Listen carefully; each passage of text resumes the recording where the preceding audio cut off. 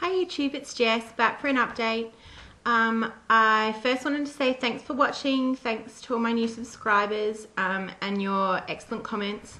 This is my first update post-op. I'm sorry I didn't update sooner. I was planning to do either a weekly for Wednesday or maybe Mondays, but yesterday I had a bit of something happened yesterday, but I will hopefully remember to get to that. Firstly, about my operation, it went really well. Mine was at the Calvary Wakefield Hospital in Adelaide, South Australia, and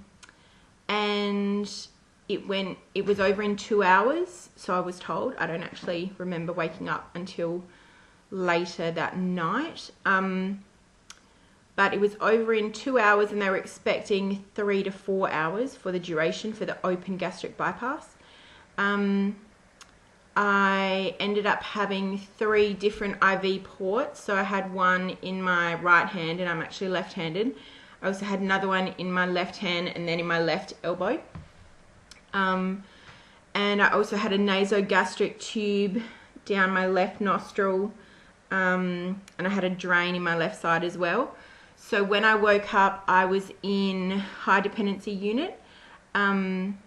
And that's fine, that's where I expected to be. They usually would do 2 days in high dependency and then 2 days just in the ward. So I woke up in high dependency. I was really glad eventually that I didn't need a catheter because I was just able to go myself, and that was great. I did have a PCA button, I think it's called.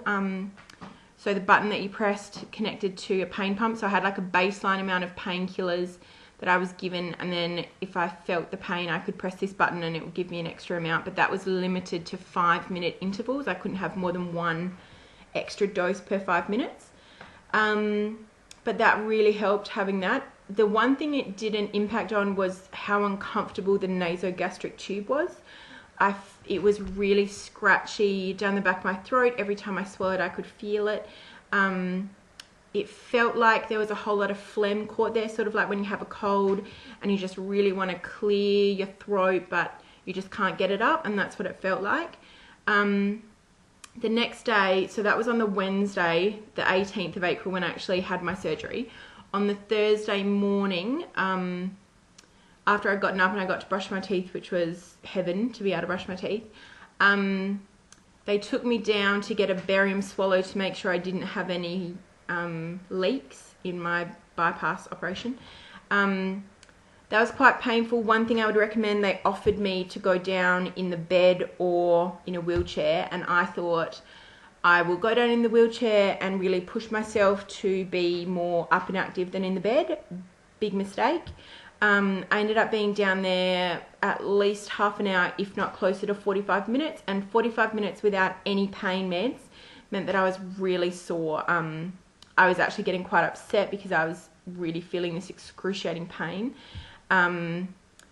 I was speaking to a couple of other people afterwards who had gone down in their bed, like this is on other forums, they'd gone down in their bed and remained connected to their pump with the painkillers until they actually were in the x-ray room and had to have it disconnected to go and stand and have the swallow. But I was basically just in a wheelchair, no connections, no painkillers, and it was excruciating.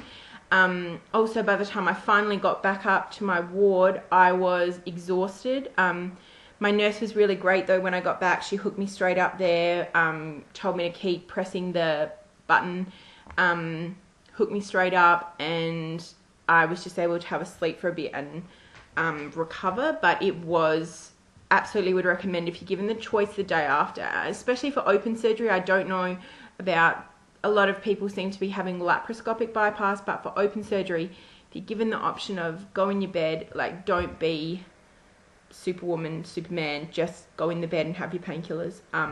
So that would be my one advice from that experience. I was lucky though. I had one, the first swallow, that tasted really like licorice, which was absolutely disgusting. I've since read someone else's and they got a bag to vomit into if they needed to. I wish I had have had that because I felt a lot of pressure not to vomit it back up because I didn't have anything to vomit it into, so I swallowed it. It was absolutely disgusting. But as far as my barium, because I'd had that as a test before my actual operation, I knew what to expect. That it was disgusting, but I knew what to expect. So actually, compared to the licorice one I had first, the barium wasn't as bad. But another person I spoke to had to have like 2 cups of the barium. So I definitely didn't have to have that much. It was basically half a cup, I think, that I had over a number of times, because it's like a gradual, they take your photo and they need to see over half an hour where it tracks through your system. So yeah, that was that. And then when I got back and they got my results back, they were all good, I could have my drain out, which actually I thought it would hurt, but it was just uncomfortable when it came out, like a weird sensation. And then I had my nasogastric tube removed, which was absolutely one of the best things as well. The first thing I did after it coming out, I wish they sort of had just pulled it out faster, because they do it carefully and I'm just like, get it out, get it out. But when it came out, I coughed and I coughed up all this phlegm, and it felt so nice not to have that there. I appreciate why it was there, but it was absolutely one of the most uncomfortable things.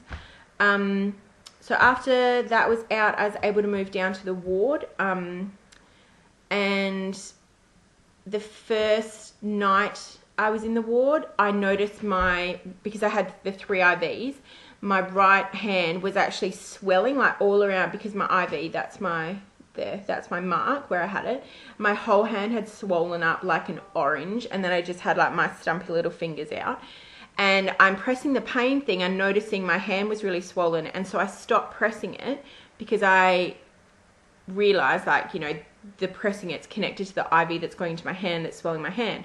So I called for the nurse, and they said it had tissued, or something about the vein was so overworked from having as much fluid in it as it did, that it had ruptured, and the liquid from pressing the button was seeping into the tissue in my hand. So they disconnected the IV from my right hand and put it into my left one, which I had already had one of those Gelco things ready to go. But my hand it wasn't really painful as much as it freaked me out looking at my hand. And I was it looked like it couldn't really stretch anymore. It was a bit freaky. It took until I went home for my hand to actually come down. I went home on Sunday, so Thursday, Friday, 4 days for the swelling in my right hand. Luckily I am left-handed, but for the swelling to go down. And when I saw my anaesthetist the next day, I think, and he was saying, how's everything going? And I was really happy with how things were going. He was really frustrated, because apparently in the surgery he noticed my hand had started swelling, or it had started tissuing or something, and he'd instructed them to remove that Gelco and only have the 2 on my left arm, but that wasn't done. So because they kept pumping the fluid into my right hand, it just exacerbated the problem, and he wasn't impressed. So he was really lovely though. So with my surgeon, they'd come in and check up, and just said how well they thought I was doing. I had some beautiful flowers from my family, which was really nice. And yeah, just, if anything, I found I got bored in hospital really quickly. Once I was over sort of the pain and the really needed the button to press, I found that I was getting a bit sick of it. So I was really glad to be able to go home Sunday afternoon. Pardon me, I was able to go home Sunday afternoon. When I'd gotten home, I hadn't opened my bowels. Sorry if that's a bit of a TMI, but I've been warned about that, and a lot of people, like even my anaesthetist, has said he would prescribe me suppositories and stuff, because it's really important that you do.